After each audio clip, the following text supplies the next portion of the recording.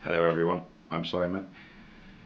Welcome, part 9. Jib, the vampire bar girl. Oh, she's evil, evil. We left the last video. She's toying around with John, the boyfriend's computer, his mother's bank accounts, and you know she's got her eyes on the money. This story is based on true facts. More will become apparent further down the line. But Jib, she talks to her tribe. She tells them there's money available. She's been looking after John's mother a lot more than John with the caring. She's old, elderly and frail. Jib seems to be working a way out of getting her hands on that money. She takes some advice from the tribe. John's computer, it's an old PC.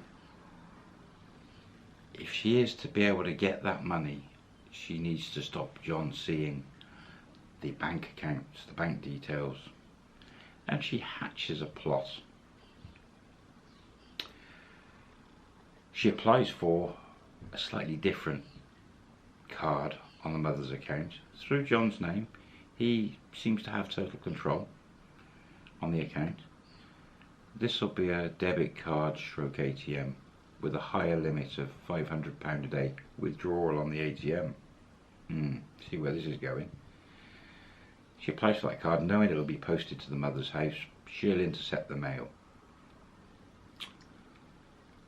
Now there's a savings account with £50,000 in it. That's separate to the main account. The mother's got £40,000+ in the main account. She's getting money every week, more than she needs to survive. So she's saving every week. Jib's very calculating. She's talked to the girls. She knows basically what she can and can't do. Her biggest problem is stopping John seeing what she's doing. A couple of weeks pass, and sure enough, that card, ATM debit card, arrives at mother's house. Jib intercepts it. Now she's moving into vampire mode 2. She goes on to John's computer. Most days he's working nights, he's sleeping in the mornings, afternoons. She's on there in the morning. What does she do? She sets the bank account to paperless reports that come, statements that come through the post, to paperless, so they don't come through the post. That's one good move.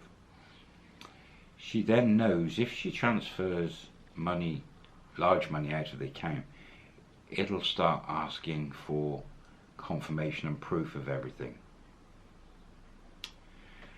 So she's got to be very careful. What does she do? She decides that she is going to buy herself a laptop and set all this up on her laptop. She goes out, buys a small laptop, and she keeps it down at the restaurant, out of sight of John. He doesn't know she's got it. She can now access all the accounts away from the house. Or when John's asleep, she'll use the one in the house. She starts withdrawing £500 a day with that new ATM card from the main account. If John sees this, she could probably talk her way out of it. So this goes on for a couple of weeks, and he hasn't bothered looking. He goes up with her to the mum's. Sometimes he doesn't go, and she goes on her own to take care. He's trusting her, trusting Jib to interact with the mum. The mum loves Jib, absolutely loves her. So she starts withdrawing money daily. Now she knows this can't go on for long because he will spot it. So she decides, after chatting with the girls, she needs an exit plan.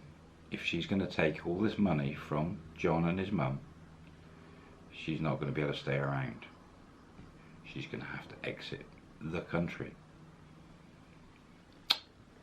So, she's had enough with him. Looks like it. She loves money more. What does she do? She transfers the £50,000 from the savings account to the bank account. Now, because it's staying in the bank and just account to account, it just asks for a password to verify, which she's got, and moves all that money into the main account. There's now over £90,000 in there, minus a few thousand she's been taking out with the ATM. She then sends from the main account £30,000 to her, or a Thai bank account through the online system. And sure enough, this is in the morning, John's asleep, sure enough, verification because of a large amount of money. There's a choice on the screen on the verification, and one of them is a code number sent to John's mobile phone for authorization. John's mobile phone is sat on the side next to her. Click, click, picks up his phone, pushes on silent, code comes through, taps the code in, £30,000 on its way. Now, there's still 50 plus thousand in there. This is a gamble, but she knows what she's doing. She's just, oh.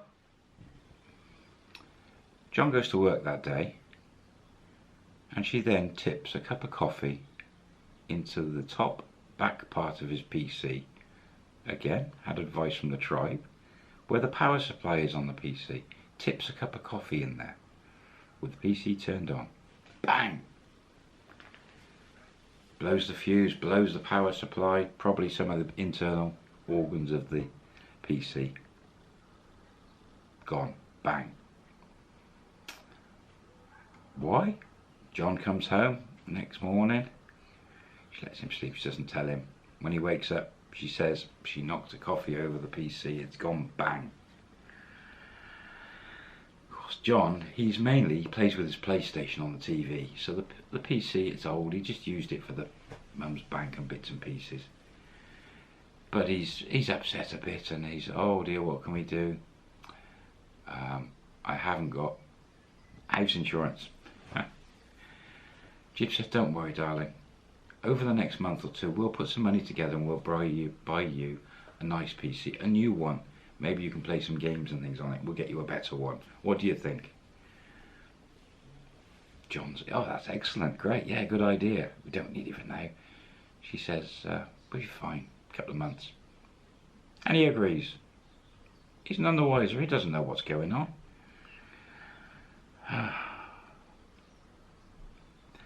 The money gets to Thailand, the £30,000 she sent.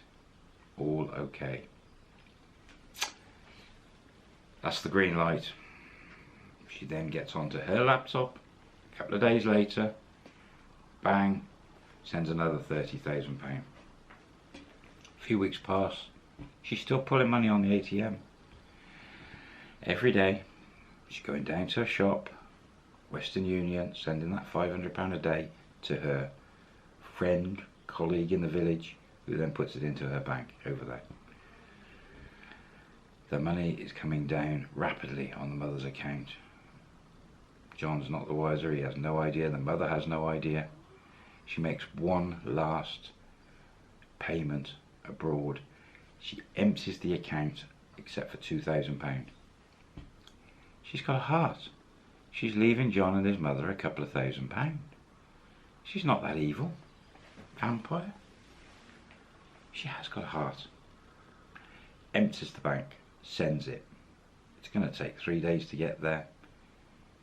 It's not going to be long before John finds out what's going on at some point. She could string it on a bit longer. Well, she does for a couple of weeks, but she's starting to get nervous. She talks to the tribe. She's got to renew the Schengen visa for the weekends they go around Europe. So she does that. That visa is a 3-month visa. She gets to the stage where it's just too much of a gamble. She can't hang around any longer. He could find out and there could be problems. She doesn't know exactly what happened in the law. And she says to John, I'm sorry, I'm moving abroad. I'm going back home to Thailand. Possibly the family's not well or something. She said, I'm going. I'm sorry. He's devastated, absolutely devastated. He's in a rented house that he can just afford. He did this for Jib, and she's leaving him. Absolutely devastated. But she does, she packs her bags, off she goes. She gets on a plane, goes to Germany. John's left there with his house. It's a week before something happens in John's mother's house. The boiler or something goes bang, and he needs to get some money out the bank, more than normal, and he goes to the bank. Jib's in Germany. The tribe's backwards and forwards, they're seeing her still. John goes to the bank, and it all becomes apparent what's happened. Huge shock, absolute shock, but it starts dawning. He starts talking to the bank personnel. He gets through to maybe the manager, and he's starting to realise he's just been taken and his mother's money's gone. In the interview with the manager, he tells the manager that Jib was looking after his mum with him, and he'd given Jib full access to the account plus cards. The manager said to him, you've given her access to your mother's account without our permission. You've got no reclaim on this. You can go to the police and see if there's something you can do there for fraud. But the bank is not going to help you. We're not going to support you at all with this. This is broken our policies. We may even close the account down. There's a couple of thousand in there still. He managed to withdraw enough to sort the boiler out.